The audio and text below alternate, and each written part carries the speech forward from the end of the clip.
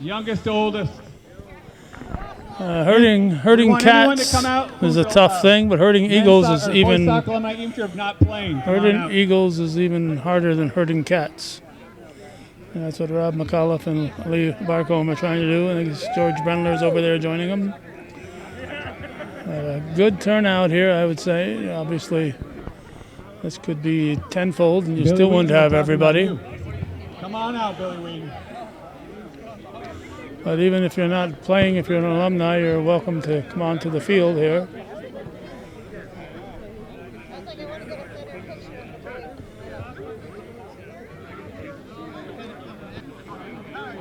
It's going to be a little challenging for me here because I asked them to get in numerical order according to when they graduated. But, Good afternoon, everybody. Welcome to George Brendler Field. They're supposed to raise their hand when their name is called. Men's alumni soccer game today. We have quite a turnout, and we're really grateful for that. And thank you for the crowd for coming. A couple notes of thanks before we start. Thank you to Calvin Castine for being here to record this historic event. History in the A very making. long day for Calvin. He's been here since about 9:30 this morning. He did the girls' varsity game, the women's alumni, the boys' varsity, and now he's going to do us old guys out here. So we really appreciate that. Thank you, Calvin. Also, thank you to JP Signs for their work on these wonderful shirts, beautiful shirts. Thank you very much for getting those together on short notice for us. Thank you to John Sachs. He's going to be our referee today. He's assured us that there's going to be no bad calls. So All right, John we're looking forward to that.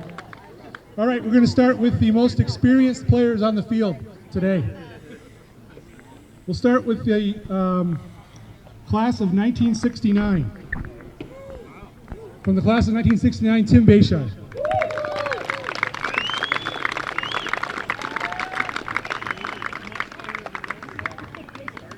Next will be the class of 1974, Jim Baker.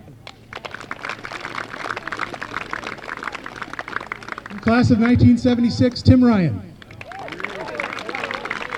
We're getting Bobby here. I skipped a very important player. Class of 1974, Tom Trombley. Tom, excuse me. That's twice I've skipped Tom, yeah. I think I owe you a beer. Brother of Bob. Bob's younger brother. Next we'll go to I did 76. Class is 1978, Pat Ryan.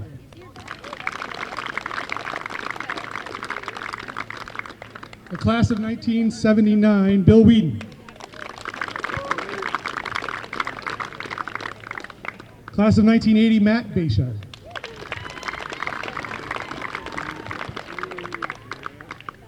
Class of 1982, 1981, John Brendler.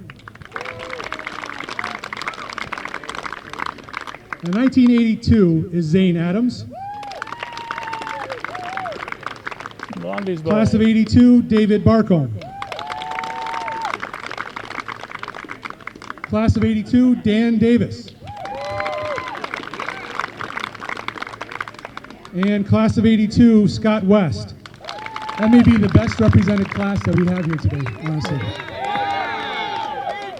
What about John? When did he graduate? And we have one extra, class of 82, Tom Rivera. Thank you. Class of 1985 is Kevin Moore. Also class of 85, Alan Kaufman. I remember being a ball boy for these guys when I was a youngster, so some of my heroes when I was a young kid. Class of 1986, Shane Adams. Also class of 86, Mike Lynch. Class of 1990, Joseph Cologne. Class of 1990, Tim Collins. Class of 1990, Robert McAuliffe. Class of 91, Andrew Frisbee. Class of 91 is me, Lee Barcombe. Class of 92, Devin Averill. Class of 92, Matt Bomber Williamson. Class of 93, Brad LeBombard. Also 93, Tim Martin. Class of 95, Scott Bayshard. Also class of 95, Aaron Haru. Class of 97, Chris Demers. Class of 98, Eric Bowman. Class of 99, TJ Whedon. Also 99, Patrick McAuliffe. Class of 2000, Jason Garand. 2002, Adam Trombley. 2004, Nathan Russell. And now we enter the state championship era of Chazy boys soccer. Did I miss somebody? Oh, okay. All right, starting with the class of 2005, the 2004 state champion, Johnny Bell.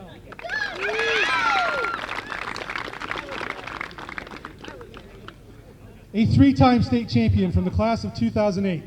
Also the all-time leading scorer in high school boys soccer for goals scored in a career, number 23, Nolan Ryan.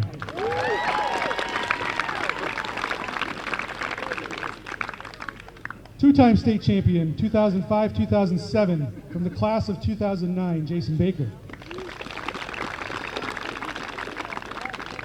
State champion from 2009, class of 2010, Michael Santor. Two-time state champion, 09 and 10, from the class of 2012, Austin Santor. And I did skip one, I apologize. We have a 2011 grad. He's your Chazy girls varsity head coach. Two-time state champion, 09 and 10, John Tregan.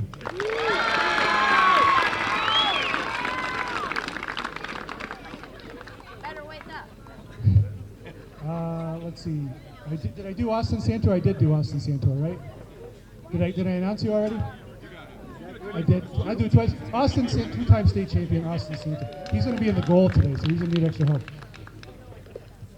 help. Champion, two-time champion, 2010, 2012, class of 2013, Craig Botten.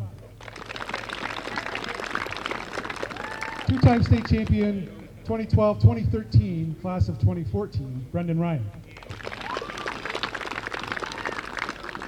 Two-time state champion, 2012, 2013, from the class of 2015, Josh Barrier.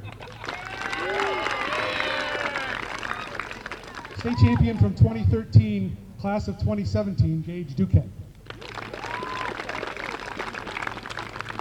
State champion from 2017, class of 2018, Hunter Bayshire. And state champion from 2017, class of 2018, Connor Morse. State champion from 2017, class of 2018, Kyle Cahoon. State champion from 2017, class of 2018, Brian McAfee. State champion 2017-2018, class of 2019, Bruce Juno. State champion 2018, class of 2020, Jesse Blades. That's the end of the state championship era. There's more to come, I hope. 2022 class of 2022, Dallas Santor. And the three youngest alumni, class of 2023, Caden Garrow. Class of 2023, Landon Salamando. Class of 2023, Gunnar Frenya. I believe we have three coaches here from the Chazy men's boys soccer program. We'd like to introduce those. First of all, head coach from the years 1965 through 1988, amassing a record of 270 wins, 78 losses and 26 ties for a winning percentage of .757, Mr. George Brendler.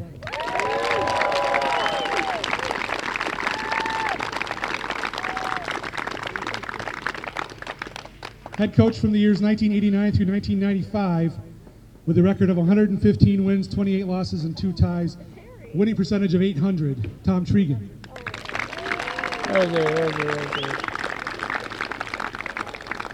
And the current coach of the Chazy Boys Varsity program from 1996 to current. An incredible record of 513 victories, 44 losses, and 26 ties for a winning percentage of .902. So he wins more than 9 times out of 10 times he's played or coached. That's Coach Robert McAuliffe.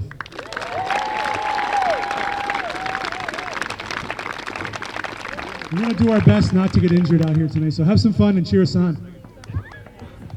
I just want to take a moment to thank a few people again, thanking Calvin for being here. I want to thank Lee Barcombe. A round of applause for Lee for helping out so much.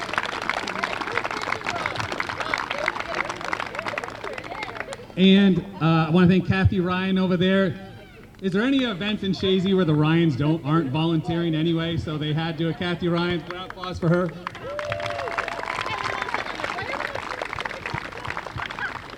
So I thank all of you for coming out. Obviously, just a wonderful day we've had here today. As I said with the women's, I'm not sure the quality that how they'll give today. But I do know at Vesco's they'll be very good there. They'll do well there, so with that we know. So I hope after this, whether you've played soccer here or you're not, or you have family and friends, please join us at Vesco's sometime after this is done. Hey, Nancy and Dan only have a few more days left, so let's make sure we go there and enjoy our time and keep an eye on these guys when their legs are cramping later on tonight. So thanks for coming. Hey, thanks Athletic Association back there as well too. I hope Vesco's has pickle juice. That's what's good for cramping legs. Now you get the picture took care, so I'll get out of the way here. So the multiple fans can. First and third are old guys versus old guys. So try to have, I don't want to see a 20-year-old. And just for the record, John Sachs graduated in 1980 from Chazy. So we'll get out of the way and let the multiple fans take the pictures. Kathy Ryan, we're looking at Kathy there.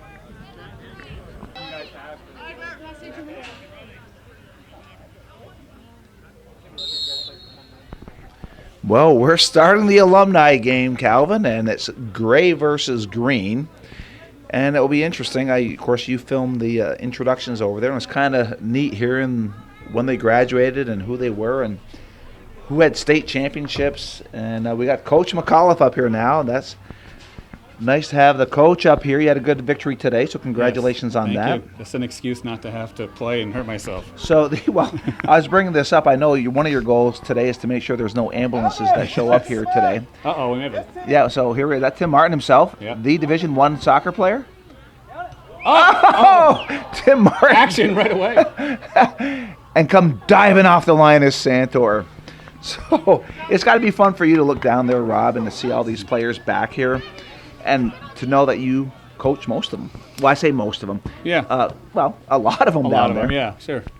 And you played, and you saw a lot of them play. Yeah. So it's nice because I find I can look out there and it's either, men I coached, people I played with, or players I looked up to. So when you look out there and I see Kevin Moore right in front of us here at left back for Gray, he was a player I loved. He was such a good guy to me when I was a young kid on the varsity team. He was, really good to me and a nice guy, and a good player too. And so so I said I have a connection to all of them, and some just in different ways. Sure. I mean, I look at Santa Claus out there in midfield. Yes. Timmy Ryan. Yes. And of course, you were way young when he graduated.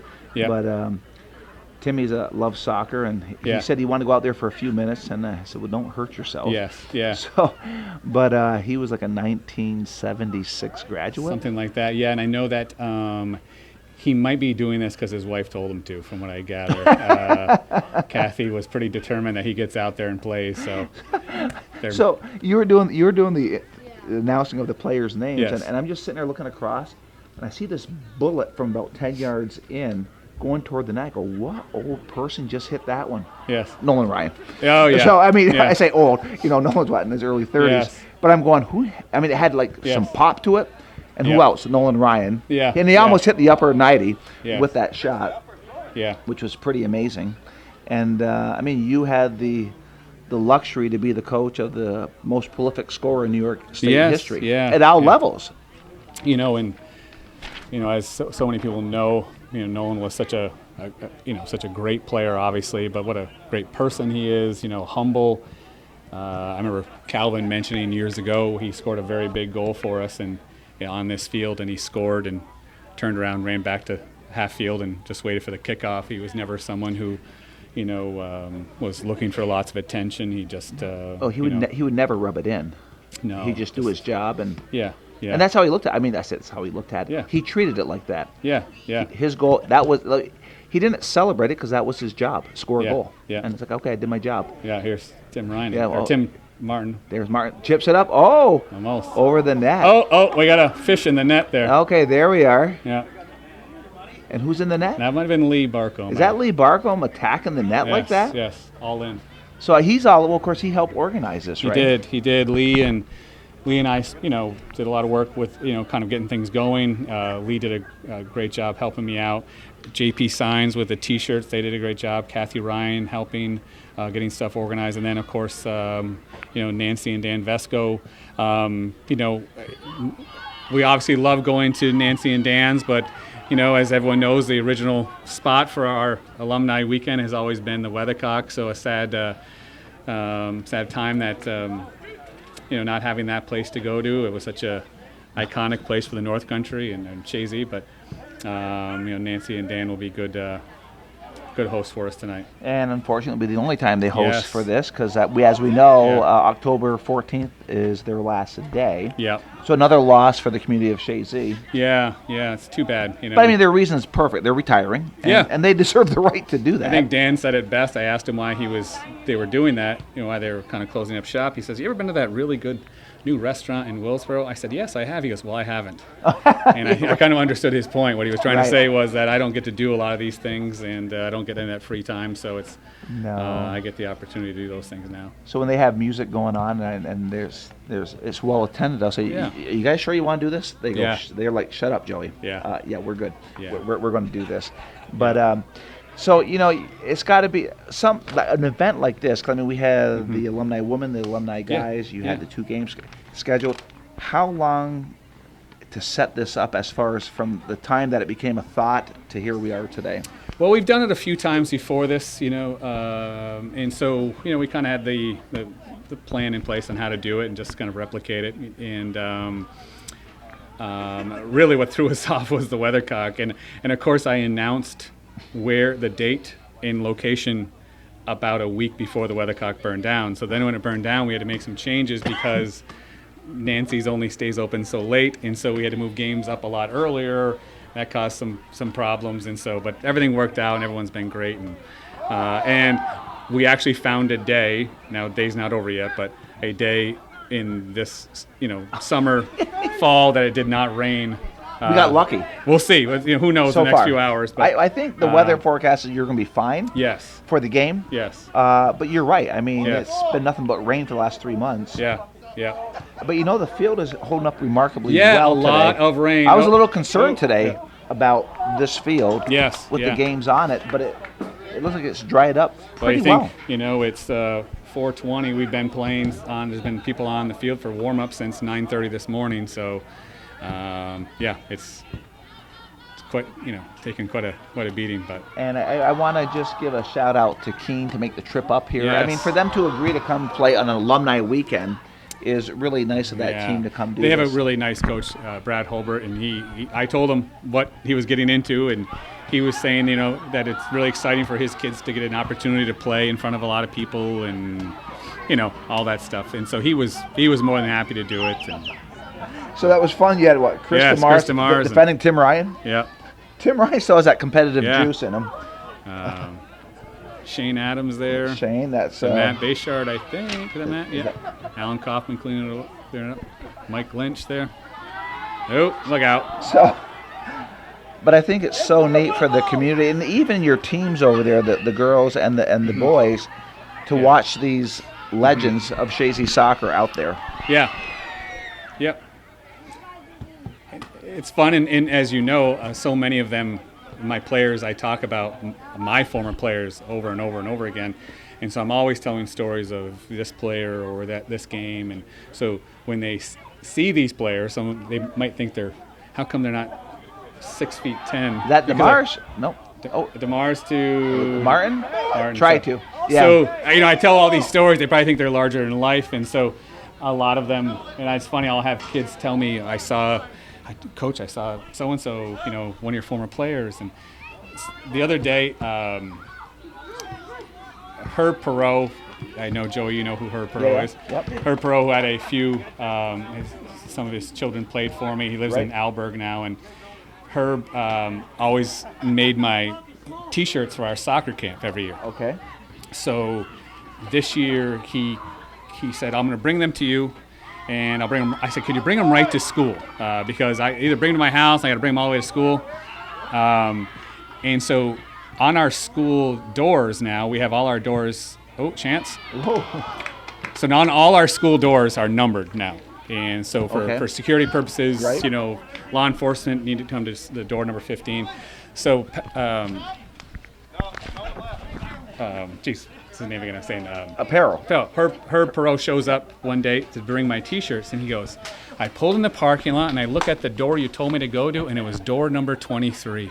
And I said, how nice that they named a door after Nolan Ryan. And he goes, then I looked around, all the other doors were numbered, and I thought, I guess not. But for a second there, he thought we honored a door to the school after Nolan Ryan. Well, after you said that, when you said number 23, I knew exactly where you were going with the story. Right, I knew you would, yeah. What it was neat was when they were announcing Nolan, you had Zamir over there jumping up and down, like really excited. Did he play with Nolan this summer? I think they might have played a few games this summer, yeah. Okay. Because I thought that was kind of a nice tribute. Yeah. And of course, Nolan played summer soccer this year, which is nice to see. Yeah. All these players out there. Yeah. So we're going to Vesco's after. So is there any other things planned with this weekend? Is like the nightcap is Vesco's? That's a celebration of what's going on? It is, yep. Everyone's kind of invited to Vesco's after. They have a band music going on there right now. But when we get there, if we get there at 6:30, they'll probably go for another hour, and then it'll be just us, and so a good time. But so now you divide this when you. I think I heard you say old guys and young guys. Yes. So within kind of reason. Explain what that means, old guys and young guys. I let them determine what was old and what was young, and so I think that's relative. I think, but. So Chris DeMars is kind of on the edge of young and old, and and who's that cleared out by? That was Nathan Russell. Yeah, Nathan, nice clear out. Looks like he's a little gassed on that play, but that's okay. 04 graduate. Yep. Yeah, been out 19 years. I can give you pretty much everyone's graduation year who played for me at least. But. That played for you, yeah. Yes. Joel Lauren on the other side there. And of course, for many years, you played on that as a field right behind the stands. Yes. So there's a shot. Tim Ryan. And is that Tim Martin? Tim Martin. The man's still got a little bit left in that leg. He plays quite a bit down in. So he's still playing. Yeah, he lives in the Monroe Woodbury, that area of down southern part of the state. Adam Trombley played Adam came up from the Carolinas. Class of 2000. That was a good team back then too. It was 99. Joe Lauren, who still plays, can hit a good one. He can hit a good one here. Oh, way offside. No offside there. They're going to call it. Oh, there's no offsides calling the alumni game. No, we're not going to call that. John Sack says everything goes. Yes. And Santor still looks like he still has the same technique out there. Yeah. And yep, Austin. Well, now what year did he graduate? He graduated in 04. So he was on that really good 03 team that came close to winning it but didn't. Right, okay. That's right, then 04 did. Mm-hmm. So I always have to add one so that when they played for me, +1, And I think we need to, of course, I'm going back now 19 years, but it was a Nolan Ryan header into the net against Genesee Valley, if I remember right. Correct. That won the game, and Nolan was a freshman at that point. Yes. And here's Tim Martin. Tim Martin get the first goal of the game. It's Tim Martin. No, he gives it up. What a team player as he gives it up to. Brad LeBombard with the goal, Tim Martin with the assist. So Brad LeBombard, what year?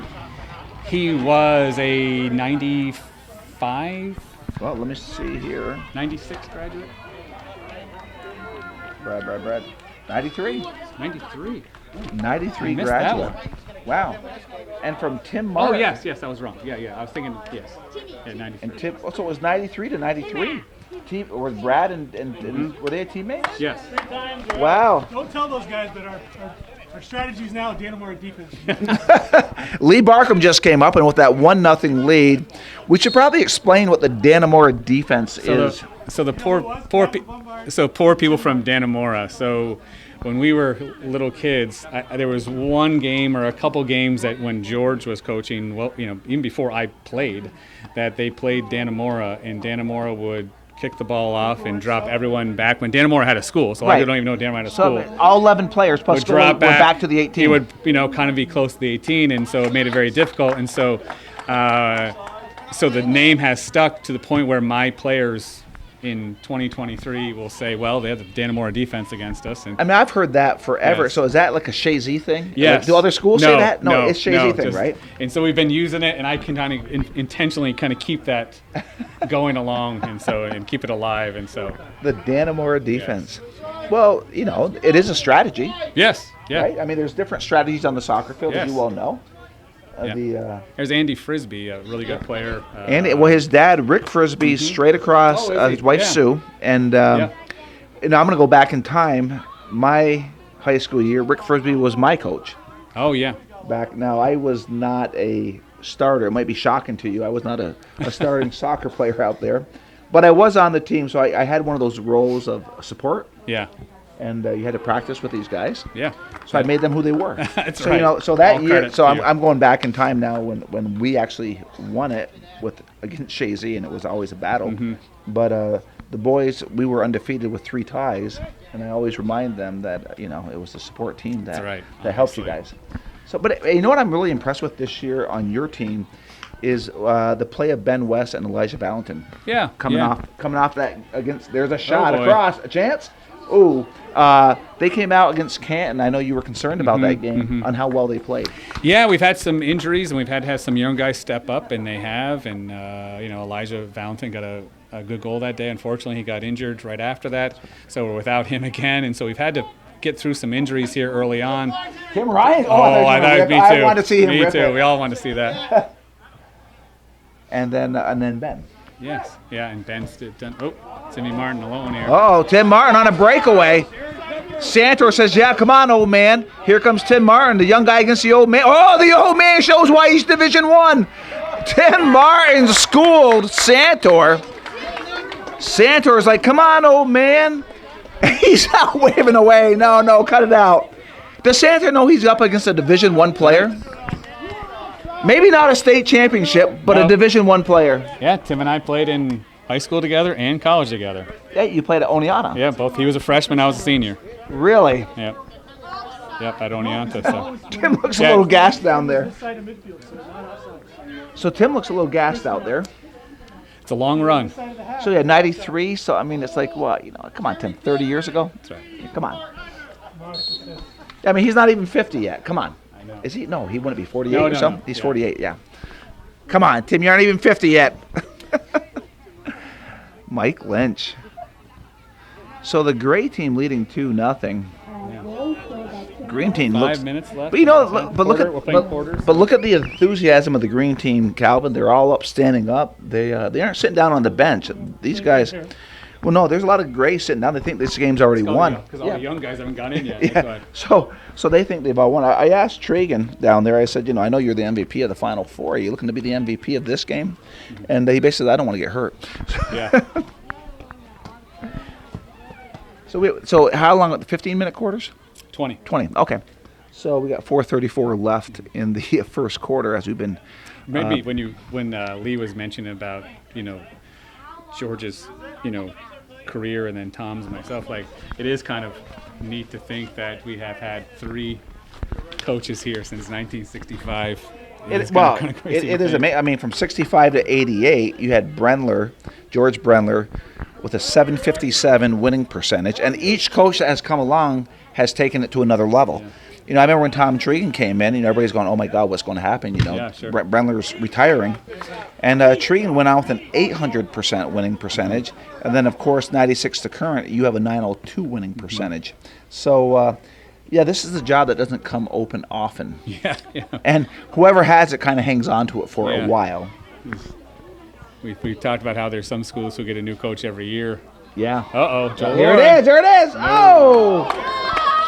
Joel came so close. Nice move. And as you well know, he's looking for a sub. And as you well know, someone on green for a sub. He can definitely pump it in. And here we are, Rivera. Yeah. Nice. Tim Ryan coming off the field. He went 37 minutes. I think he was in and out, but did he? Well, wow. One time, but he still looks great. Oh my God, looks great. I mean, Timmy has come. Yeah. He's on the field after a triple bypass. That's right. I think. So that's impressive. Yes. So, but here goes Tim Martin again. Out to the outside to Demers, back to Timmy Martin. Martin still rips it and goes wide of the net. And Santor has been Martinized here in the first quarter.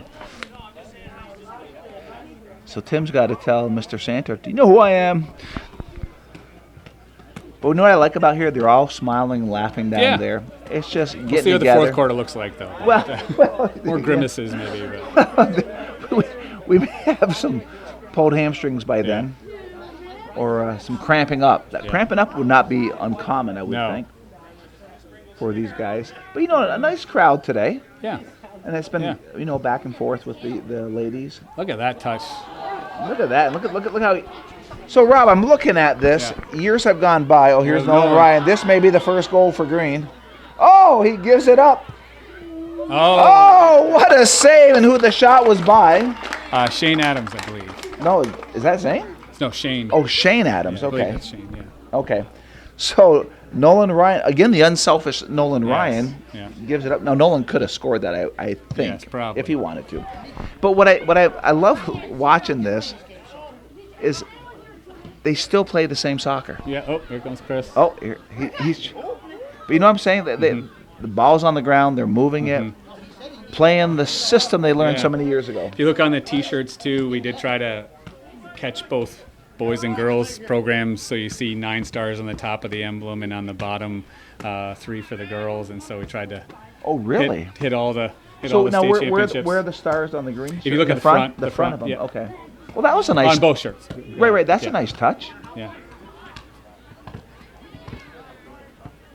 And that, who just cleared that? Jason Guerin. Jason Guerin, okay. And of course, his wife works at the school. Yeah. And that is Casey? David Bayshard over there, and then my brother Patrick right here with the ball. So Patrick has it. So who's on the glasses running way far side in green? I believe that's David Bayshard, I believe. David Bayshard, okay. So we got 41 seconds.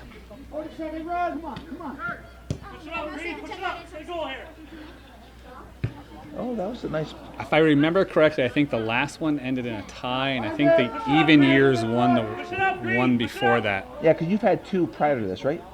2 or 3, I can't remember now. When was the last one? I can't remember the year. I just know that it was pouring rain the whole game, pouring. And it wasn't down at that field, or was it here? No, it was here. It was here. Okay. Yeah.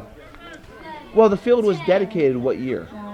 2005. Okay, so in the last 18 years, you had one other one here. Okay. Yeah.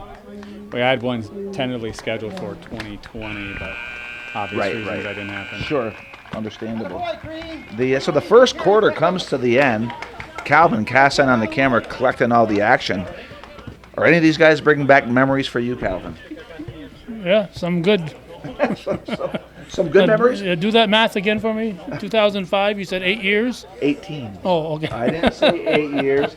Now, obviously, your Whisper 2000 was down. And it's good being united with you up here again. We haven't done this in a while. Yeah.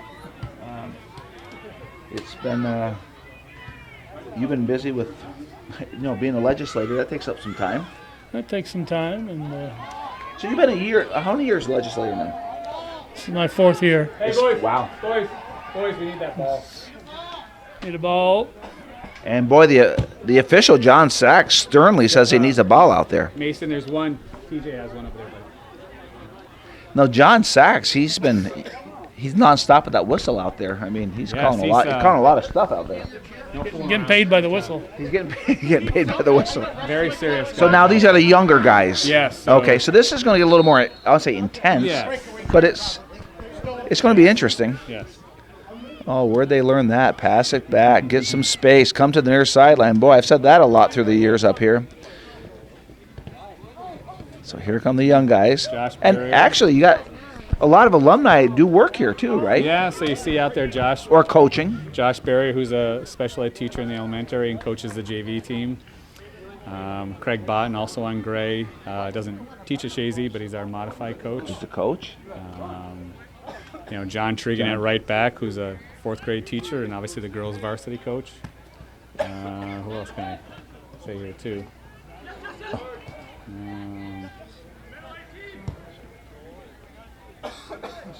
So the younger guys are really playing the same Chazy style of play here. It's and it's amazing through the years. Success leaves clues. So I don't understand why other schools don't follow. I'm serious. They don't follow what you do. Maybe they try. I don't know, but it's a whole community. I mean, I'm not trying to deflect here, but there is so many people that get involved in this, and there's no doubt. You have the whole, all the community members who coach youth soccer or coach club teams with me, and and I look when I go to the rec park, which I'll probably go tomorrow for their jamboree. Most of the coaches for the youth teams are former players of mine or former girls players. Sure. And so it's just kind of building on each other, on itself. And that I agree with, because other towns do the same thing. They have jamborees, they have youth sports. But when I'm looking at the style of soccer that Chazy plays and the way you defend, that more teams don't do that. Yeah. I think they try, but for some reason, you guys have it down to a science.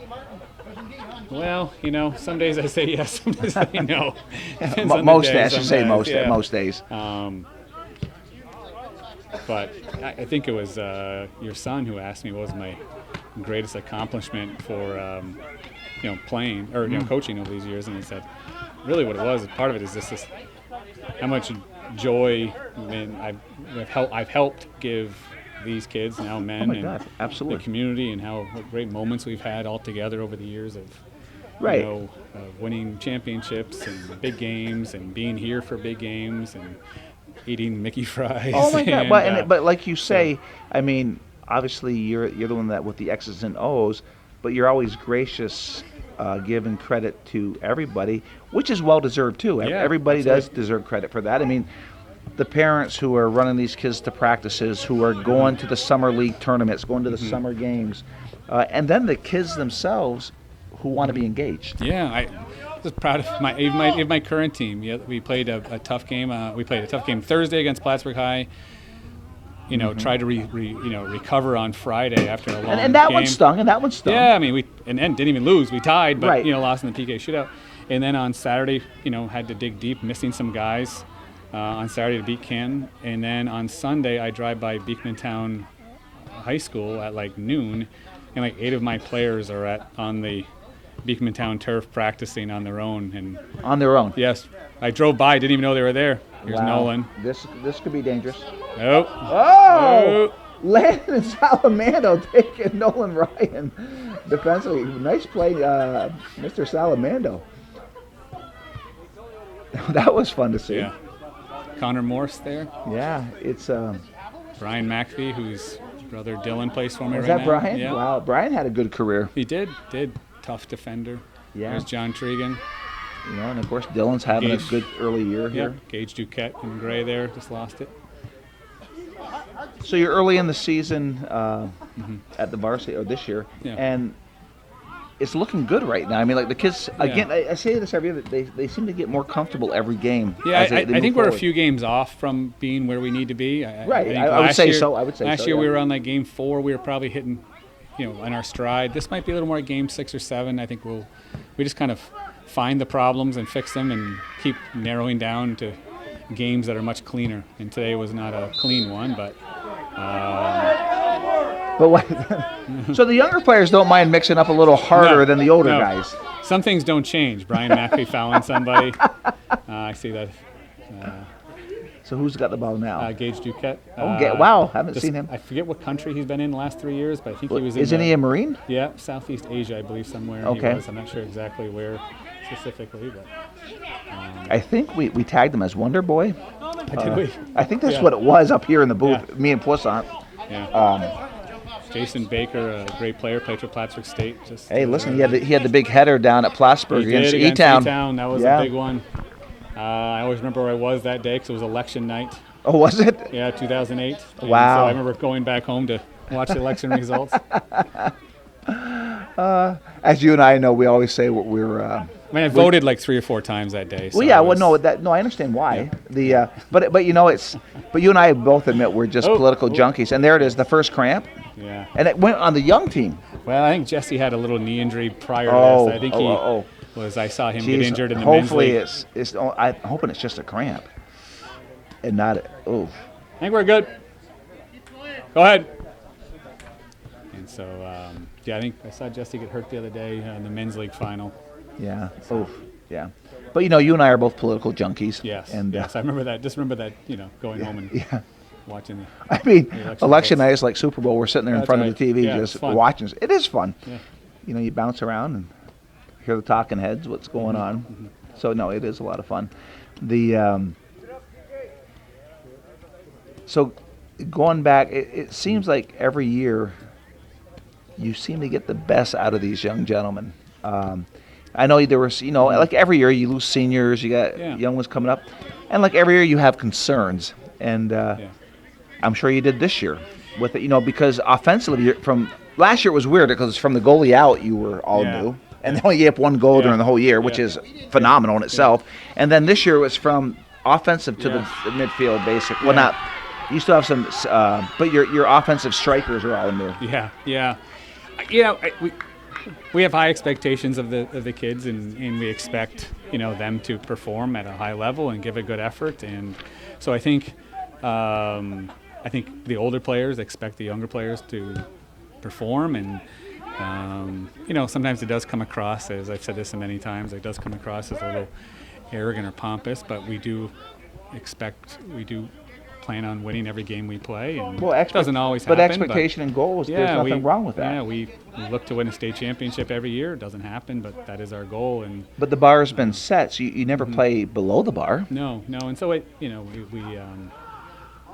think everyone knows that that's what's expected, and we just keep that high expectations. And in practice, sometimes practice are harder than games, not necessarily just running, but what we expect, the performance and how they need to come to practice every day and perform at a high level. And so sometimes I think the games become a little, it's not say easier, I don't mean it that way. Right. But that... well, you only play as well as you do as you practice, right? Isn't that what every coach says? And I think I've said this to your son, too, that I've changed over the years. So I look out in the field here, and Nolan Ryan, I was a different coach for Nolan Ryan than I am for Isaac Merrill. Right. And I had to change. Children are different now, not in a bad way, but they're motivated differently, and so I've changed as the season gone on. And of course, some of the older guys think I've gotten soft, but that's not. Maybe there's some truth to that, I don't know, but I've changed. How kids are motivated now is different than they were 20 years ago, and so coaching was much more dictatorial back in the day, and that's not the case now. It's much more involving the players on things and letting them hear your thoughts on why we're doing things, and so they can understand. Yeah, and asking them their thoughts on it. Doesn't mean I always take their advice, but I listen to them. And right. Where, as I said years ago, was I tell you what to do, you do, and don't ask. Right. And that those days are gone. Right. And I know you talked about the Jamboree tomorrow that you'll go to, and God knows you've been to many of them. But there's no doubt, knowing the coach you are, you're eyeballing those kids out there, Yeah, and you sure. have an idea. Like you have an idea at a low level that, Yes. this is gonna be a good team coming up, and it sounds like there's some seeds ready to explode coming up now. Yeah, our JV team is a very, very good team. Right now. Yes, right now. A lot of very good young guys in the JV team.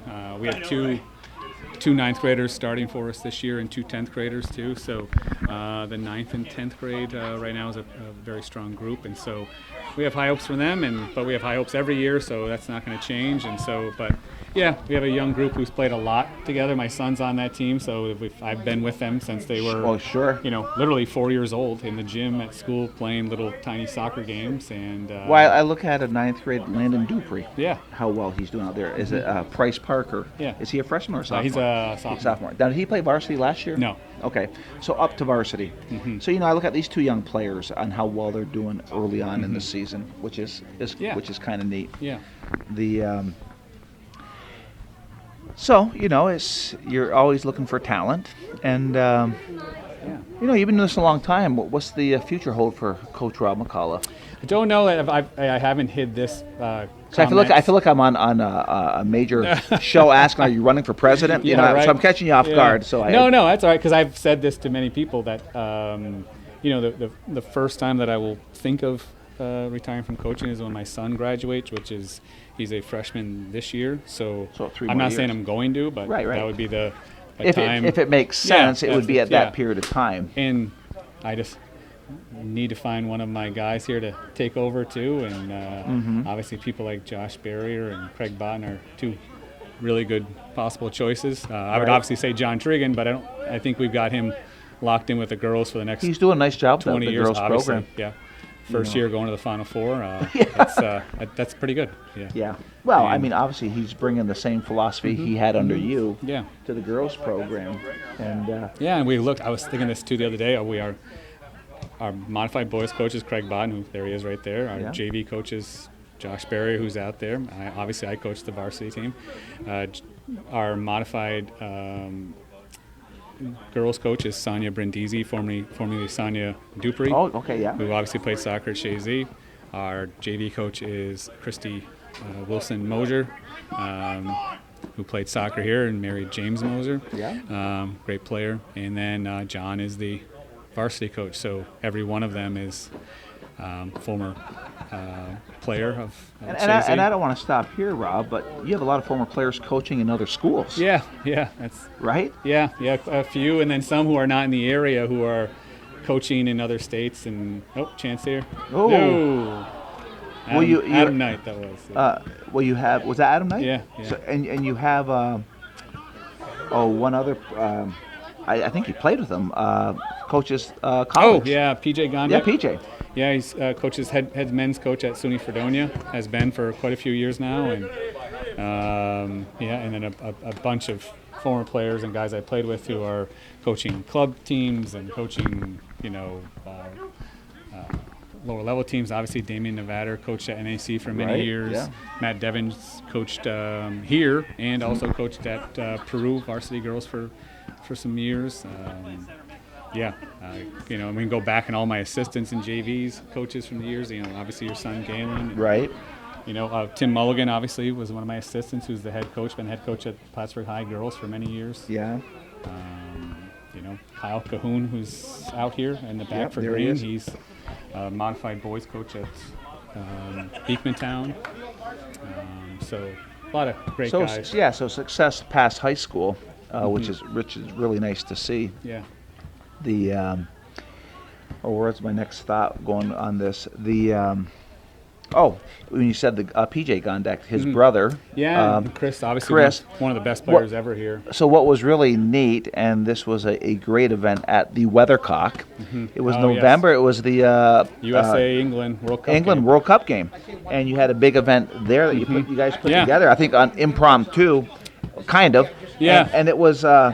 It was amazing the people that showed up for that. Yeah, we had a good crowd there, and then sadly, I think it was kind of the Weathercock's last big event. Yeah, because that was in November, and then 2 months later it had burnt down. Because they actually mentioned that in the paper that the last big event was hosting the USA World Cup game, and so that was kind of special to have that there, and lots of pictures I have from that day. Yeah. And it was a great day. And it was. The memorabilia, they were trying to, well, they were metal signs of the year of the, I don't know where that came off. Maybe it came off the old signs, but I know that Timmy and I bought one for 2008.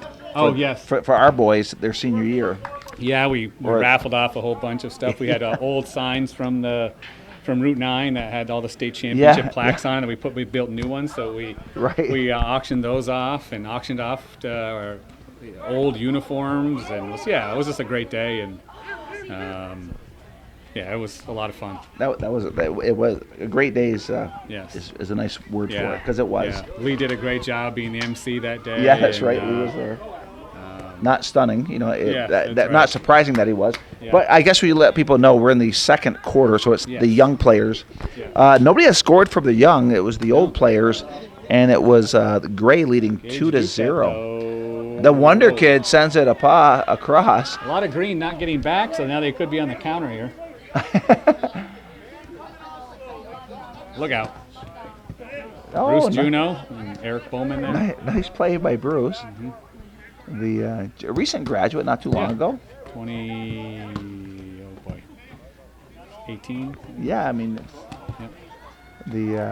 but what's really nice out here is that it's still nice soccer. I mean, they're passing and keeping it on the ground, what you would expect from Chazy players. And expected to deteriorate as the game progresses. I would agree with that. But the old guys have been resting for 20 minutes, so they may have a little bit left in them to do the third quarter. As a Chazy and CCRS employee, I am looking down the sidelines to make sure those are water bottles, not anything else. So I thought that maybe you might have, having a new interim superintendent, great guy we have, that you might have got a clearance to have some tailgating on school grounds. I don't know if that was rumor. I don't know if that was true or not.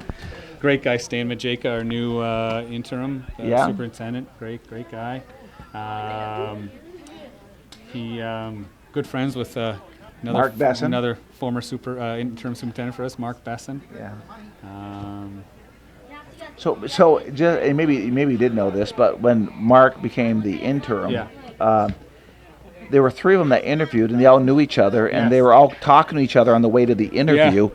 We found about this after, and they're all good friends. Yep. So I just found it funny, and then of course, actually. And I don't know if people know this, but we had picked Stan over Mark, and he had a health issue with his wife, and he had to bow out like a week after we offered it to him. And luckily, Mark was around. Yeah. But two great guys, and Mark's at Beekmantown. So it was two great guys, and Chazy's fortunate that you're going to have a feel for each of them. Yes, two great men. The only thing is Stan does not use the phrase that Mark uses all the time. The not for nothing, Rob, Mark from Brooklyn. Not for nothing. He may have lived a lot of his life in the Glens Falls area, but Brooklyn's not out of him. So he was every once in a while he'd get really Brooklyn on me. And so Stan doesn't do that. No, he is not. We don't hear the not for nothing line. So. Oh, there's a nice play. Was that barrier? Yep. Here's Gunnar Frent. Oh, Gunnar just graduated. Yes. Yeah, last year, right? Yeah. Scored in the state quarterfinal game. Yeah. To get us to the Final Four. So the first half, being a coach, what's your take on what you've seen here in the first half? I don't know. I'm just worried because I promised people that I would play a little bit in this third quarter, so now I'm getting nervous. And no cleats, no shin guards. I guess my question is, did you promise that? I kind of did. I'm in sneakers, so this could be sneakers, no shin guards. This could be ugly. So I may have to leave you for a little bit. Well, last time we did this, you didn't go out at all. I don't know. I think I did one time. I did. Well, it wasn't that last time. I kept you and Coach up here for forever. I wouldn't let you get away. Yeah. And it's that's right. Yeah. Oh, Coach Brendler, he's across the way watching the game. Yeah. So, he's with Jim Baker. Jim Baker was introduced. You would have loved George this morning. He said to me, and I won't imitate it in my George Brendler imitation voice, but he said that, he goes, what's sad? I don't think I could play more than 15 minutes in this game if I wanted to. You know, and everyone around us just stared at him and said, "Coach, are you for real?" You're hey, I won't say his age, but you know, I won't say his age either. But you know, he disappoints me. He can only do 20 chin-ups now. Yes. You know, it's like I don't know if I can do one. Yes. You know, or he's out there doing push-ups and he's banging out 15 in a row. Yeah. I'm like going, you're pretty impressive. He told me not too long ago one day when he was, he's like, I have to be careful. Often I will have an extra ginger ale at night. I need to cut back on that. Oh my God! Like Coach. a real ginger ale, Yeah. not a diet one. Yes, that's right. Real ginger. Yes. Isn't ginger good for your body? Coach thinks it might be too many calories. Oh, okay. But, what a great man, and God, he walks we all 5 miles a day. we all hope to be in the kind of shape he's in. Oh my God, yes. Well, the first half has come to a close, and there's been no true injuries. I'm going to go with cramp on the other one. I'm going to go cramp. Rob's going to leave us. Yeah, Rob's going to leave us. So the half is Gray 2, Green 0. Oh, there you are. Okay, we are starting the second half here. They didn't wait much time here. They get right into it. John Sachs is still out there. He tries to stay within that circle. Rob's going out in the field. He will play a minute or two here, I guess. All right. Bye. I'm here for another 10, Calvin. All right, Joey. Trying to get a date. So they're going to switch sides. It's Gray against Green. And it was Santor who's still in net for the Green team. He got Martinized in the first half. One on a beautiful assist and one on a goal. And Tim Martin, a 93 graduate, showing he still has a little bit left in the tank. And it is the Gray team 2 and the Green team 0. But it's been some really fun soccer here. It was great having Coach McAuliffe the first half as we were going back and forth. The coach is going down, and I think he's putting on a green shirt. I think it may be, or he's looking for a green shirt, but he'll be back out there. Or is he out there now? And I'm not sure what color he's going to play on. So, do you see Rob out there yet? Not yet, but it looks like he's going to go out. He promised them they would. And here's a shot. And Santor goes down the same technique and style he had in high school. And he's working his way to the 18. So a nice low, hard kick. And it's picked up by Demers. It looks like a shot from distance. Santor says, no, you're not going to get that by me. Comes up with it. Nobody scores on distance from Santor. I don't know what the record is for tumbles in the alumni game, but Lee might be on his way. He had 3 in that first quarter. Lee tumbled 3 times? So are they giving away the tumble award this year? I don't know. They should. Well, there's another tumble. And just keeps it going. Nice effort. Great effort. And I don't know if that is that Shane Adams on the far side? It looks like I'm guessing, but I think it was. Cousin Shane? Cousin Shane, that's right. And Zane. Yeah. Zane and Shane, they're both down there. And Father Time, Timmy Ryan's back out there again. So here come the Gray. Here comes Gray. This could be an opportunity. It is an opportunity. Maybe not an opportunity. Maybe a goal kick. And did Lee Barcombe shield it going off the end line? Did Lee forget that it was actually Gray ball? Well, he might have. If he kicked it, he might have tumbled, so he probably didn't want to kick it. Wait till Lee watches this back. It's going to be, Lee, what did you do? So there's another. Oh, here goes. Martin Eyes again. There's a shot. Score! Timmy Martin. This 1993 graduate just has not lost a thing. Not only did he rip and shoot the goal, get a second goal, and he has an assist, but he bent the ball like he was in college again, and Santor didn't have a chance. So Gray goes up 3-0. And at 3-0, is this a time, Calvin, where they start talking smack? No, because they got a lot of game left. Here's a youngster right here. Oh, who's this young guy coming into the game? McAuliffe in for Coulomb. McAuliffe? So everybody's wondering, why did Lee Barcombe shield the ball off the goal line when it was Gray's ball? It's a strategy that not many understand. It's okay. You heard it. You heard it straight from Lee Barcombe. It's a strategy that many don't understand. And I will agree with Lee. Even us in the booth don't understand that strategy. Especially us. But Coach McAuliffe is out there. Oh, Tim Ryan. Well, hopefully. Oh, jeez. He's going to get hurt being carried off. So, Andy Frisbee and Lee Barcombe taking Tim Ryan off. And is it ankle, Tim? Oh, there's the Achilles. Oh, he said he heard it pop. Ouch. Ouch. Ouch, ouch, ouch.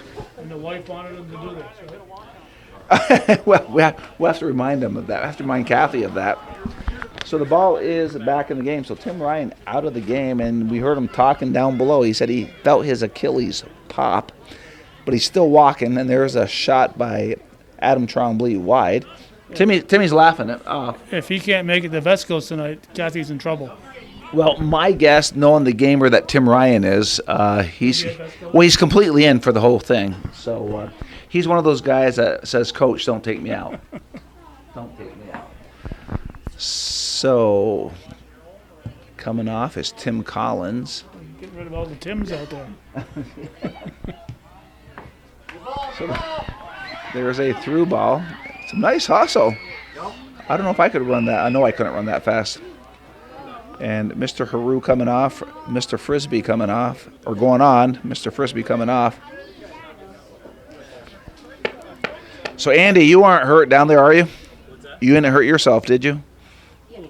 So his right leg. Okay, so Tim, Coach McAuliffe said you'll see the injuries and tiredness happen in the second half. And, again, Rob is right. Right, Calvin? Right. Right.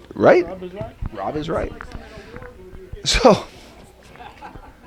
So Coach McAuliffe is right he's being guarded by or defended by Chris DeMars, and Adam Trombley goes all the way back to Guerin, Jason Guerin. He has Russell to the right of him. Now McAuliffe is looking for the ball. Oh, McAuliffe has some space, so we're going to see some magic from the golden years from Rob McAuliffe. McAuliffe fakes the kick. Oh, McAuliffe schools the defense. His brother, I think he's schooling his brother, and the fans are enjoying that. Pat McAuliffe schooled by brother Rob, and the ball goes back. Oh, my ball. Nice defensive play to the outside. I'm surprised the old alumni are still using their head out there. Well, Pat was just letting Rob show off so he could make his brother look good. You know, that's what brothers do, That's right? right. That's right. There's never competitive against brothers. No, Pat. No, and I'm sure they never fought as kids growing up, nothing like that. So the ball is chipped up high in the air. So we're at 13-19 left in the third quarter. It's 3-0 Gray. And look at this, and the ball is cleared out by the defense. So Matt Bayshard tried to turn to the inside, but he was defended well, and it was cleared out by the defense. I think it might have been Aaron Haru with the clear out. So throw-in by Adam Trombley to Matt Bayshard. Has it knocked away by Haru. Adam Trombley cutting to the outside his foot to Mike Lynch. Lynch cutting to the inside, cutting to the outside, and defending. These old boys still have it out there, Calvin. They're competing, and they're... And I like the style of play. Let's watch them tomorrow. Well, no, tomorrow's another day, you know. So, I mean, they're going to be glad that Sunday's a day off, hopeful for most of them, hopefully, and a recovery day. Taken away from McAuliffe. Here it goes. There's a shot. Oh. I can't tell who that is on the outside. But there was a shot, and it was T.J. Whedon with the save. Mike Lynch trying to get the ball over to Russell. And we're going to have a throw in here. But I notice substitutions are happening more often now here in Yes. this third quarter. Ref doesn't have to call them in either. So the 20-minute break and 10-minute halftime break didn't really rest them. Yeah, right. There's no 10-minute halftime. Yeah, well, that's true. McAuliffe chips it off to the outside. Switches fields only as a coach would know how to do. I hope it's not a sign of this game that these buzzards are flying around up there. Well, that's Calvin. So the buzzers are smelling blood here at the George Brendler The Field. word has got out. Word has got out. So coming off his line is TJ Whedon. So I don't know if the grade team has noticed, but there's a bunch of buzzards over there. They aren't listening up here. There could be a panic if these players realize what's happening not far from them. So Scott West of Chazy, I guess they're all from Chazy, Chazy alumni. Yeah. So they're all Chazy alumni out there. But you know, Calvin, it's got to be a treat for these players to be able to come here and play on the George Brendler Field, because many of these players did not have that opportunity. Some of these, I heard one or two talking before the game. They'd never stepped foot on this field before, Yeah. so they didn't know. So what a treat it is for these players, because they played on the field right behind the stands, and that field had its own personality, if you will. You can even see here, like, some of the corners that kind of goes uphill, and those players knew how to play the field. And opposing teams would be like, what just happened? But Damaris goes back to the inside, and oh, what a play! Timmy Martin back foot gets a hat trick. Oh, but it hit Santor? Face, yeah. Did it hit Santor in the face? The opposite foot did, yeah. Oh, wow. So Tim Martin, 3 goals and an assist. And so Joe Coulomb, you just heard it. He's not happy with Tim Martin. He goes, he led the league in yellow cards. That's his nickname, Yellow Card Martin. Yellow card Martin. So the goal will count, but Martin will get a yellow card. We're just kidding. John Sachs hasn't blown the whistle all day today. Did he blow it once? He blew it once, okay. So, but Tim Martin, I mean, where is he? Is he coming off at all? No goal. No goal? They called no goal? No, they didn't count the goal. So what happened there? Why? Because the goalie got hurt? Well, imagine charging a goalie or something. I don't know. Oh, you know what it was? They were on the ground, so it was Dangerous play. dangerous play. A great call by John Sachs down there. He doesn't blow it off him, but when he does, you know it's a foul.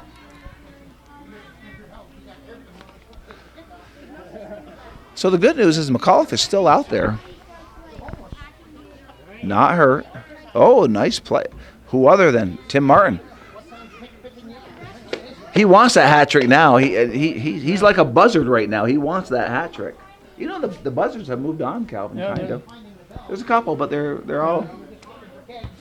moving. I think they just another tumble. I think Brother Rob kind of gave him a little shot there. Okay, Rob tripped him. Rob tripped him probably 20 yards Yeah, away. he's 30 feet away, but he tripped him anyway. Oh, God. So, 8:36 left to go. How's Timmy Ryan doing down there? Well, Tim Ryan said he had better days, but he's a gamer. Will you still be able to make it to Vesco's tonight? He goes, let me see on that. Wait. Well, Calvin? Santa Claus is at the field. Oh, you know, Calvin, every time I see that man, I want to sit on his lap, you know? Speak for yourself. Well, there's a lot of things I want for Christmas. Uh-huh. So, you know, with his smile down there, I think he is going to make it to Vesco's. You think so? I think so. Yeah, I do too. Now, for people who are wondering what is Vesco's, it's our local winery. And they're moving the event, the party after, which would have been at the Weathercock for sure. But right now there's a bunch of cars in that parking lot. Yeah, I know. Quite don't know why, but Yeah, I don't know what happened. I don't know who's parking there, but somebody's parking there. Yeah, somebody's parking there. They look like a lot of Ford vehicles over there. You think they're Riley Fords? Well, I didn't say that, Calvin. Again, you made an assumption. But I think pretty much that's what it is. It is TJ Whedon with 7 minutes left. And Matt Bayshard heads it right back to Nolan Ryan. Oh, McAuliffe from his former player. Oh, is it dangerous? Deep kick by Chris DeMars. And, of course, I'm sure his son, Ryan, is watching his old man out there playing some soccer. And Ryan's a freshman fullback for the Eagles this year, and he's doing a great job for the current version of the Chazy Eagles high school team, watching his dad, Chris, out there. So everybody involved in the Chazy soccer program is very happy that this field held up for a game last night and for today. Oh, absolutely. There was a big concern. There was talk about moving the games to the old high school field, but it really has held up well. And I think after today, they got 3 full days of, if we have somewhat decent weather, it'll dry up even more. Oh, tomorrow's supposed to be rain. Oh, tomorrow's an all-day rain, isn't it? Yeah. Well, hopefully by Tuesday it'll dry up. Because that's the next game here is at 6:30 or 6 o'clock. The Blue Bombers of Lake Placid will be making their trek up north to take on the Chazy Eagles. And so we're under 6 minutes left in the third quarter. They're playing quarters right now for the, as I'm checking a message from my wife here, they're playing 4 quarters, 4 20-minute quarters to give everybody a break. Okay, so the message from my wife is when you're ready to leave, and I see you walking down the stairs. I was waiting for her to walk across so she'd give me the cue. How much time? So we got 5:20 left in the third. Up to you. It's up to me. So there's a lot of pressure. And you want to get to Vesco's early to get good parking. Now, what makes you think we're going to Vesco's? I don't know why you would think that, Calvin. I'm not playing. Because you and Dan are such good friends, that's why. Well, we are. We Yeah. are. And Nancy, don't forget Nancy. Yeah. You know. So the question is, and we won't say this on air, did Joey and Maggie go to Vesco's? That would be the big question. I'm not quite sure if I know where the place is, but I think if I put it in my phone, I can find it. You probably. Do you think? I think your GPS could find You think there. GPS will find that? Yeah, I think so. I heard it's on the back road somewhere. Somewhere in Chazy. Only a month left. Oh, yes. Yes, only a month left. But you know what? Dan and Nancy deserve their retirement. Oh, yeah. And we've been fortunate. They've been around there for, I think, 14 years now, I think is what Dan said. And to see how they have grown with their business and what they do. So, but things don't last forever. No. And it was a good run. And we can't say enough to Dan and Nancy for the wonderful business and their winery that they had here in Chazy. Actually, I guess it's a West Chazy address, but Chazy School District. Ingraham, yes. Ingraham, for sure. So under 4 minutes left. And what do we got here? So what I'm going to say, Calvin, is when my wife says when I see you walking, she really wants to stay here through the third quarter. Oh, you think so? Oh, yeah. Okay. You know, I know she may listen to this game, maybe not, but If you're still talking. yeah. I think we will be. I think there's a good chance after 38 plus years. I would think we'll probably still talk. So here's a through ball. Oh, Ryan stops it from going to DeMars. And Nolan Ryan played summer soccer this year, and it was competitive summer soccer. But he got hurt in this the semifinal game, and he was trying to rest it, hoping they'd make it to the finals. And I guess he came in.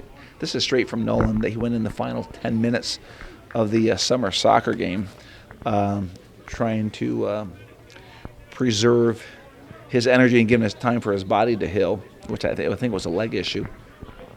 But it's Ryan with the ball, goes to the far side, back to Ryan. Nice little give and go. And off the end line. So we're going to have a goal kick for Gray. We have 2 minutes and 38 seconds left in the third quarter. And they have the shots favoring the Gray team 8-4. But you know what? What's weird is the scoreboard's calling the Gray team odd. You know, that's kind of odd and rude that they call them odd, right? So it's T.J. Whedon. Even and uneven.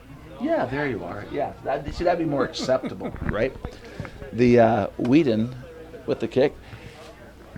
Well, the ball boy, James Ryan, coming up here. That's his grandpa who got hurt with the Santa Claus hat down there. Yeah. So, look, hey, Calvin, let's get these ball boys right here. It doesn't happen without these guys. Come on, bring them up here. This doesn't happen without these. There we are. So it's not happening right now. The ball's down there and they're up here. Well, they want to get a little airtime at Calvin. Nothing wrong with that. Yeah, I've never been up. I've done Well, 4 games. 4 games. Well, that young man has energy. So doesn't it? Well, as a legislature, we'd expect that from our That legislators. is not my area. Mark Henry should be up here. Yeah, where's Mark? Come on, Mark. So we're down to the final minute 23. And Joe Coulomb calling it out there. So Martin to Demers. Oh, defended well. And it is McAuliffe. Oh, McAuliffe and Martin. A little action going on down there.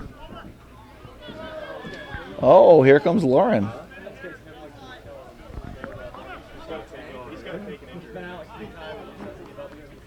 And the ball's cleared out. So we're down to the final 45 seconds, Calvin. We didn't see a score in the third quarter. It was a dangerous play score. Oh, I thought McAuliffe was going to rip it. He doesn't. Sends it all the way across. Joe Coulomb on the ground. Oh,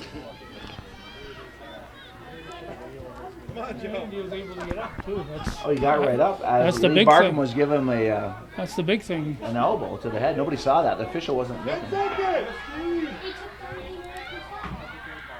And so this third quarter is going to come to an end. It is the Gray team / odd team beating the Green / even team 3-0. We'll be going to the fourth quarter. And the fourth quarter is underway. Whether we want them or not, I guess the ball boys are going to hang around. There's no tumbles at all in the third quarter after 3 in the first quarter. I thought you were going for the record lead, but you quit on us. You've heard of the mind is willing, but the body's not able. That pretty much epitomizes my first time on the soccer field in about 4 years. So yeah, it was a lot of fun, but probably my last time out there. All right, so Joey is gone. We're going to hand the microphone over to you. And I was disappointed that Bill Brunel didn't show up here. He ordered a XXX. Bill, yeah, I'm gonna mail those to Bill. He was one of the first ones that RSVP'd, saying that that he was interested in at least some shirts. Not that he could make it out here. I believe he lives in Rouse's Point, so I'm gonna mail those 2 shirts to Mr. Brunel, proud alumnus of the Chazy soccer program. There's Gage Ducat with the ball. I don't know some of these players, so you have to accept my apologies. But here's Ducat again, taken away there. Having a hard time. Bowman with the ball now. I think this is a Santor back there, and Kyle Cahoon now going to switch fields. Maybe Dallas Santor on the far side. Now that the older crew has moved off the field, the Buzzards have backed off. But Well, thank goodness. the Buzzards were up there. They were waiting to pick the bones. There's going to be some hobbled folks around for the next couple of weeks here. We always feel we're younger than we are, and the soccer field is quick to humble us. Tomorrow's when you find out how young you are. Tomorrow, and more so probably Monday. Usually the second day after is worse, but a couple injuries out there, but everybody had fun, I think, regardless. There's Craig Botten moving the ball back to John Tregan. Tregan using Landon Salamando. Salamando coming forward with it. Adam Trombley is on him. Salamando is going to push it outside to Garrow. I believe it's Caden Garrow on the far side. Duquette's calling for it. Gets all the way through. And coming out is going to be Austin Santor to pick that up. Santor's done a nice job back there in the goal. Under siege from Tim Martin and Chris DeMars. That little back of the foot and the head was kind of scary. I didn't see it. I didn't see it happen. I think there was sweat in my eyes. But I know Tim scored the goal, but they didn't count it. Something about a head injury or some nonsense like that. That would have been Tim Martin's hat trick. Kicking a goalie in the head, what's wrong with that? These people are soft nowadays. On the far side, it's a hard fall back there. It was Bruce Juno on the gray side, and I think that was maybe Dallas Santor on the green. Earns a corner kick. Cahoon's hustling in. He's got the height.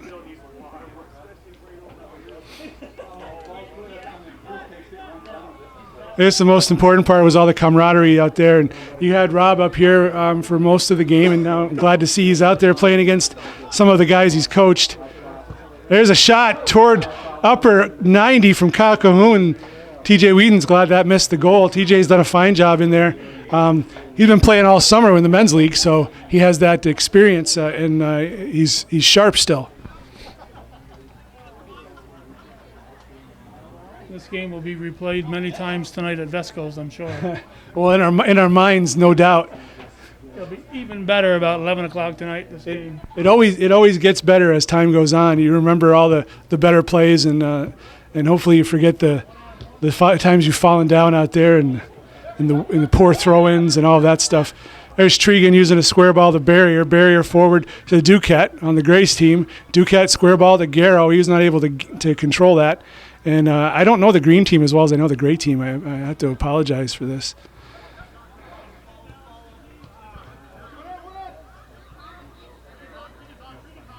That's Barrier again. Nice ball out looking for Gunnar Frenier.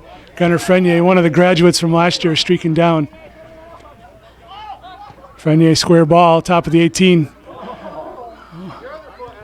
That's Adam Knight, I think. There's Duquette. Duquette looking for a shot. Gets it off. Blocked there by Cahoon.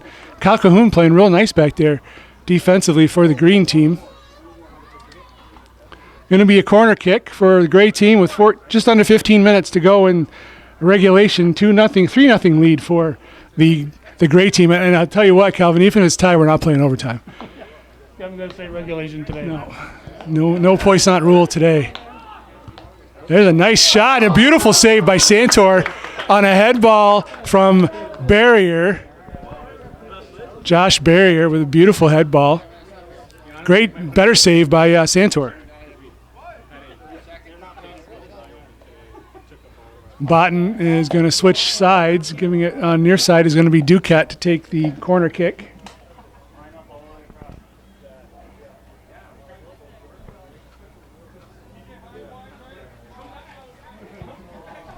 Long service all the way over. Barrier tried to get his head on it again. Now top of the 18. It's Jason Baker labeling it for the far side, but it goes well off for a goal kick. Several players traveled quite a distance to come play today, which is nice. Always nice to hear that. Andy Frisbee comes from the Syracuse area. Tim Martin from downstate. I know Bruce Juno came from Elmira. So there's probably others that I don't know about, but certainly people have traveled from distance to come relive their childhood and their grade school and high school joy times. Not necessarily on George Brendler Field, because a lot of these players have never played on this field. Before the game, I was telling Joey that I heard some guys saying they'd never set foot on this George Brendler Field before. That's right. Andy Frisbee, who graduated with me in '91, has never seen George Brendler Field. I was real impressed with the facilities, and the funny thing is, a lot of the older guys were saying, why don't we play on the old varsity field instead? We're used to that. We're used to that track. We'll play there. But, of course, Brian Norcross probably would have been okay with that to save the turf here a bit, because certainly got chewed up today. Here's an opportunity for the gray team. Good defending by the green team and clearing it away. There's Trombley with the ball now. Turning, that ball is taken away by Duquette. Duquette freeing himself up. Square ball to Jason Baker. Uses his support back to Barrier. Barrier being pressured there by Hunter Bayshard. Now it's Landon Salamando. Forward to Gage Duquette. Duquette using Bruce Juno on the far left back position. Now it's Landon Salamando again, up to Juno. These guys definitely look better than us older guys out there, I can tell you that much. Jason Baker going to switch fields, looking for John Tregan. Tregan in the middle of the park. Barrier outside to Frenier. Frenier forward to Botten. Botten gets the ball, turns. Nolan Ryan comes to challenge him. Square ball. Duquette lets it go to Baker. And Baker now continues it on to Juno.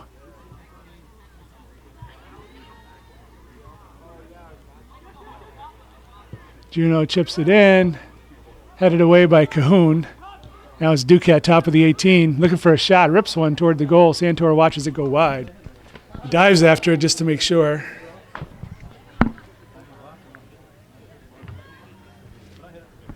So I didn't do a total head count, but I want to say we have nearly 50 people here of the men's alumni, which is an outstanding showing.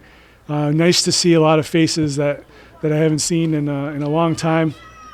It's a great event that we do once in a while. It's not every year. There's a lot to it. And I think it loses its luster if it was an every year kind of thing. So, yes, I agree. I'm impressed with the crowd. A lot of them are the players watching their coaches out there, and some of the people that they've heard their coaches talk about. Here's Nolan Ryan streaking through. Ryan looking for a shot and to break the this shutout, T.J. Whedon's shutout. He drops it. There's a shot toward goal. It's going to go wide. Bowman's hustling after it for the green team. Now Bowman has it. He's going to drop it back. Oh, and it's fired off the end line. Yeah, because he's incredibly witty, smart, thin. 10 minutes to go. I'm going to hand the mic back to Calvin. I'm going to head down and visit some more with my colleagues. Thanks very much, Calvin. We really appreciate you being here. Okay. Take care, Lee. Go down. That's all right. You don't need it? I went, so. All right. Thanks very much. Okay. Thank you, Lee. Lee, take this opportunity to chat with these folks that, without his efforts, these people wouldn't be here. And half an hour after the game, everybody will be gone. So you got a short window of opportunity to get down there and chat with your fellow alumni.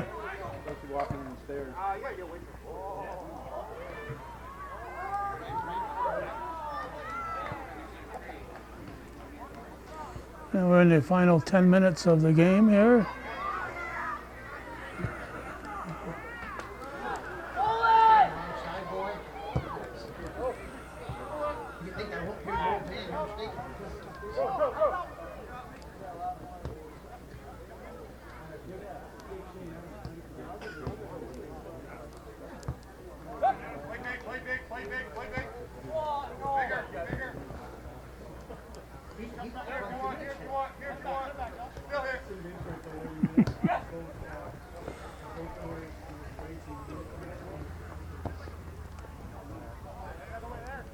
What do we got on the clock? 8:41.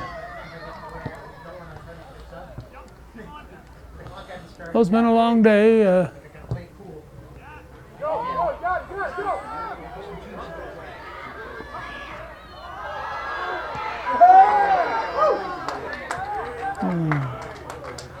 For the moment, the goal is prevented.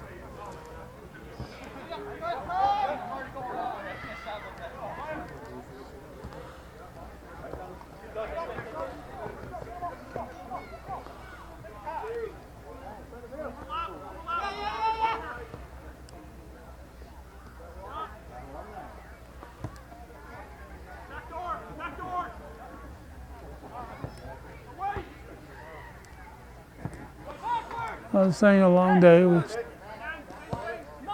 started here,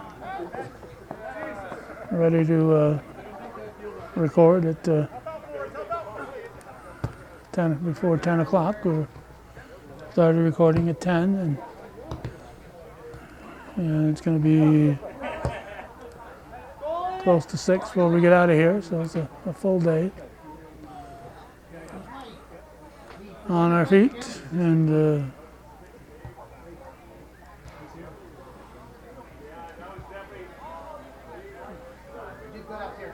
watching our diet. So we didn't have to use these facilities here.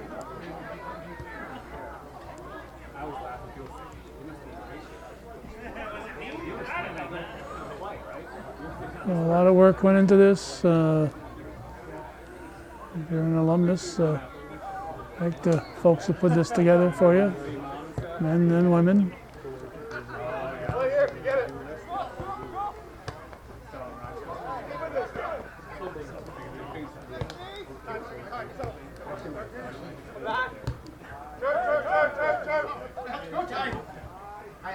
Up the wing.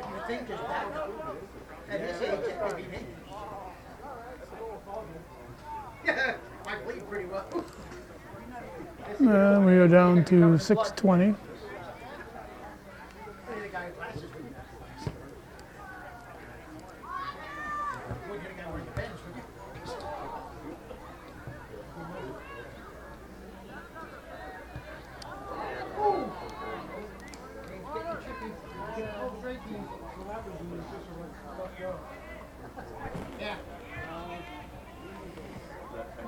Like a corner kick. That was being generous. Yeah, it was more like 15.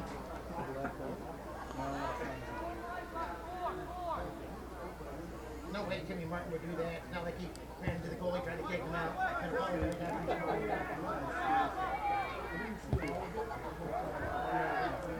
That one goes wide.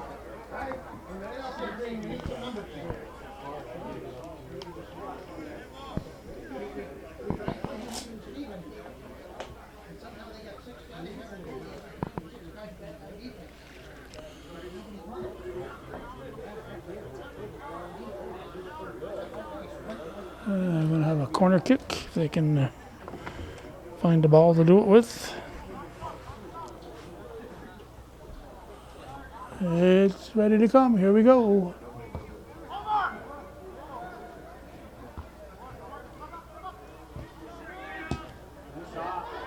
In. Have a goal.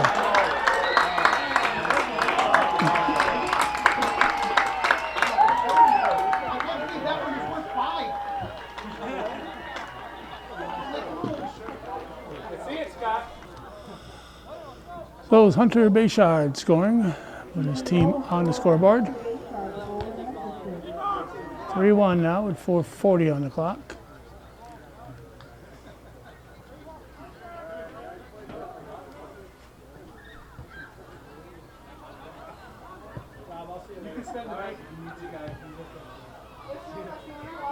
Yes, please.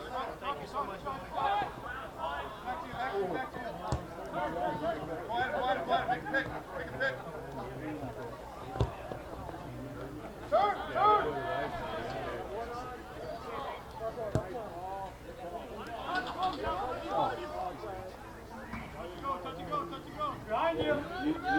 Right outside. Not right now. 20, 30 minutes ago. Come on, guys. Yep.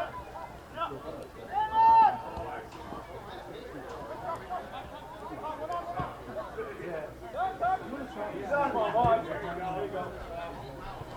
One to me.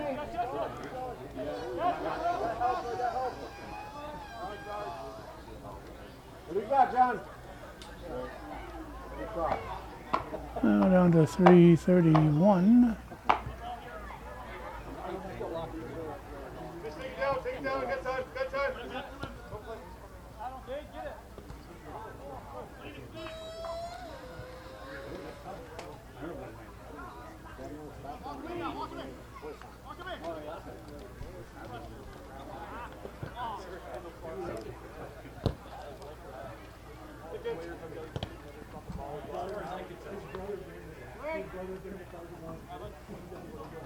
Under 3 now.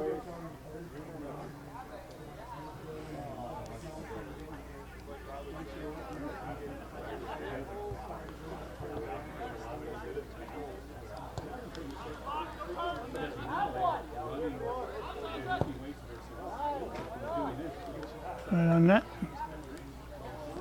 One more.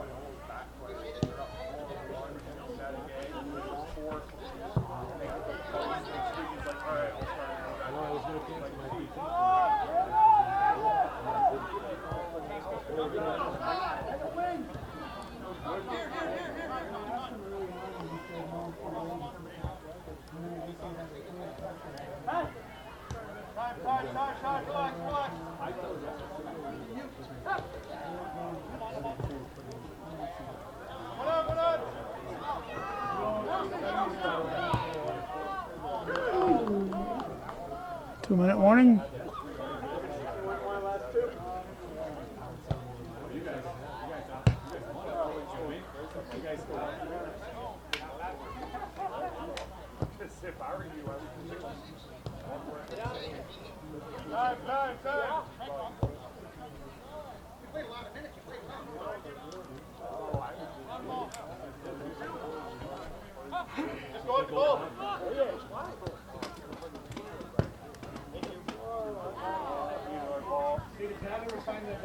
And it's particularly nice that this event is able to be pulled off and everybody stays in a good mood. Everybody playing as hard as they feel comfortable, but they're keeping things in stride and not worried about who's winning and who's losing. The whole idea is to get out here and renew some friendships and maybe even make a new friend. 1 minute.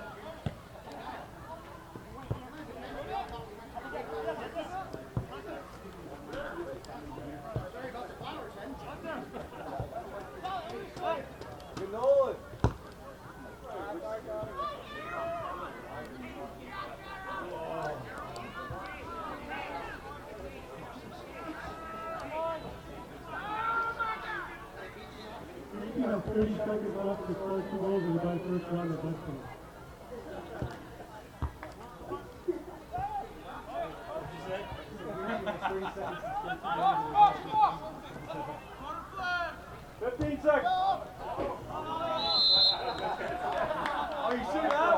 Offside, I guess.